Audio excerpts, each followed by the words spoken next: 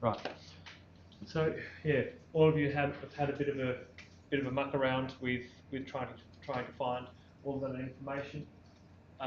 I suggest that tonight you keep going on with that, keep filling out some forms and pulling things together, etc., so that you've got that opportunity to ask some questions of me tomorrow. So I'll be able to, that's via email, so we won't be meeting face to face, of course, but I'll be in here at the TAFE doing some other subjects, and but during the middle of the day, have plenty of time for answering any queries. So push ahead with that, let me know if you have any issues, and then we can revisit that task again on Wednesday, and we'll be doing a fairly similar sort of task, following on from that, starting on that Wednesday. So keep mucking around with that, have a crack, and learn your way around that Mitcham Council website. But also, a major part of this subject is about file storage and organising all of your files. That's a very important thing, because that's an incredibly important thing for anybody who's producing any documentation for building work. You're going to have to, because you'll be having multiple projects, you're going to have to be developing filing systems that can handle large numbers of projects, and that you can retrieve any of that information at any point in time. Also, another really important thing is you're going to want to keep track of the work that you've done, because you want to charge people for that. You don't want to be overcharging people, because then people will go elsewhere, but you certainly don't want to be undercharging as well. So you're going to have to keep track of that. In offices I've worked at, we've had little timesheets that we started off doing, filling them out manually. For every 6 minutes, we'd do a thing. So that's 1 hour divided by 10. That's an easy way of charging out. You may want to adopt such a system yourself, or you might want to charge out at 15-minute intervals, or however you wish. But whatever system you adopt, whether it be a manual file or an electronic file, you want to be keeping accurate records of your time spent on activities and on certain jobs. So one of the requirements for this subject is under the before you start, we go into here, we've got our activity log. So we go into that. Now I've already got one open here. That's an Excel spreadsheet. Now, I think at this point in time, everybody in here, in this room, is familiar with Excel spreadsheets. Is there anybody who's not familiar with Excel spreadsheets? No, all good? So let me know if you have any issues in filling out this Excel spreadsheet. But what we'll be doing today, or what you will have to do today, is open up, go into that before you start tab, open up this Excel spreadsheet, and then put in today's date, put in the file version, and then the task, when you started it and when you finished it. So you started it at 2 o'clock, you finished it at like 6 minutes past 3 or 12 minutes past 3 or whatever it is, and put that information in as if you're charging out to your client for project 1. Now, we haven't even met our client for project 1 in this, but we've been commissioned to start on this project and we're doing some initial research. We want to charge for it. So that's one thing that you have to do. The other thing you're required to do, and the requirement for this is, well, it's a requirement for the planning and building subjects, but it's also a requirement for a bunch of other subjects, and that's, so for those of you who are doing the building approval as well, you'll be doing the building approval cluster, which is a whole bunch of subjects pulled into one. You'll find at the end you only spend about half an hour on ticking off some little bits of each of those subjects, because the bulk of the work is in this filing system, and the filing system that you'll develop throughout this. And so you're going to have to develop this filing system, but that's going to help you with all of the other subjects in your building approval cluster. And that is in, well, I'll go back up to the tile view. So that's in industry standards and instructions. Now, also under industry standards and instructions, there's a whole lot of other really interesting information. Have a look through all of this at your leisure, possibly tonight, possibly tomorrow. There's some really cool stuff in there just for your practice, your drawing practice in general, but stuff that's going to help you with this subject as well. So that's our activity log. Now we'll talk about our, another thing you have to do is fill out your filing log as well. So they're both Excel spreadsheets. That filing log, that's about when you're sending files off to somebody. So we're not doing any of that yet. We're not sending any stuff off. We'll be doing that in a couple of weeks' time. In a couple of weeks' time, you'll have to start filling that one out. But for now, you will have to start doing your activity log. But the other thing that we've got to do is our filing protocol for planning approval.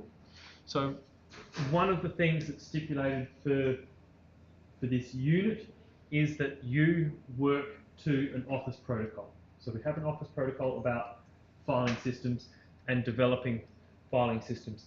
So this filing system, you're going to just use the folders through Microsoft and develop your own folders, and do that in accordance with the instructions set out here. So use these names. So we use projects in progress, and then set up a file, client name, reference number of project. Now, there's all sorts of things you can do for a reference number for a project. Common ones are for month and year. So you'll do client name, and by all means just use my name as the client. I can be the client, or you can make up your own client. It doesn't matter.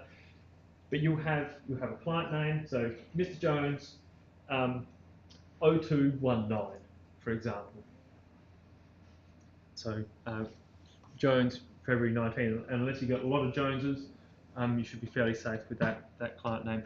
And then underneath that, set up some sub-files for all of the different information. So what you'll have, so you're going to have to set up, so today what you'll have to set up is a file called, or a folder called Projects in Progress, then a subfolder with your client's name and that reference number for the project, and then you're going to have to put in your initial site analysis as a file in that folder. But then you're going to use that filing system throughout the whole semester. I've got one example here.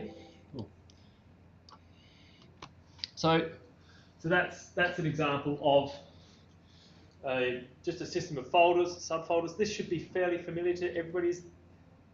Can I get some nods or some shakes of heads if it's not? Yeah, everybody's fairly fine with the process of having folders and subfolders. That's, yeah. So here we've got a main folder. So that's for the client. So project in progress will be up here somewhere, and then we've got some communications, client, council, designer, peak checking, etc. So this was a bit later on in that process. So you'll need to set that up, and then you'll have your activity log sitting with that client and that project under those folders.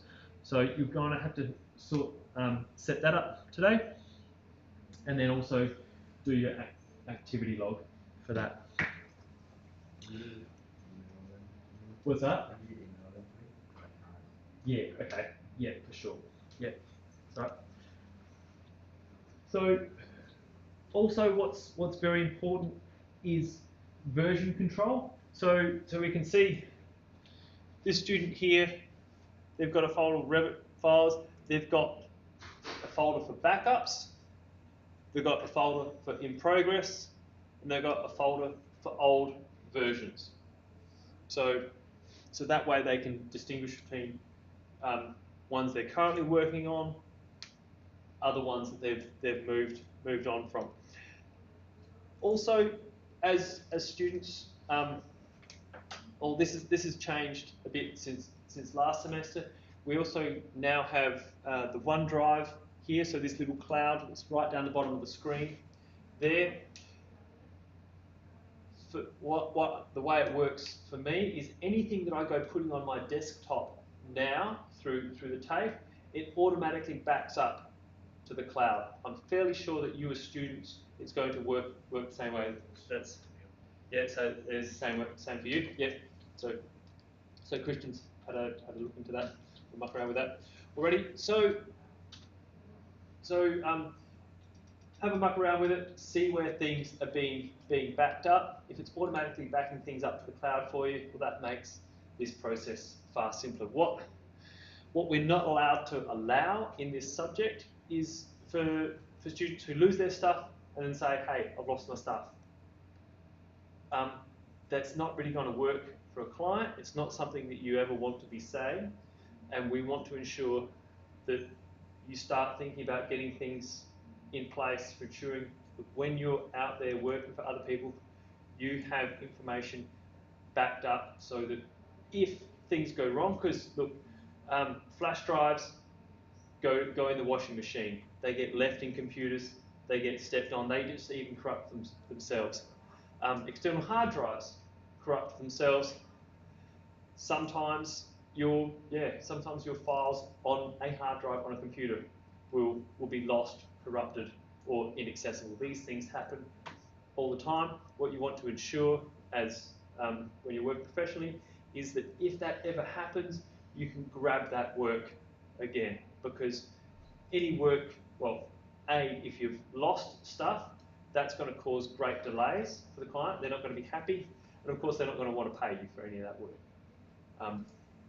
It's going to be lost, so it's very important for that. So have a system of backing information up. So you'll have to create that filing system and maintain that filing system. And because this subject flows on into the building approval, and you will find that many things in the building approval are a rehashing of what we've done in planning approval, that if you've got your filing systems in place well for planning approval, then it'll make the building approval process very simple. And also, it's a requirement of those other cluster subjects as well. So today, fill in your activity log, create those folders and those subfolders, start organising things into places,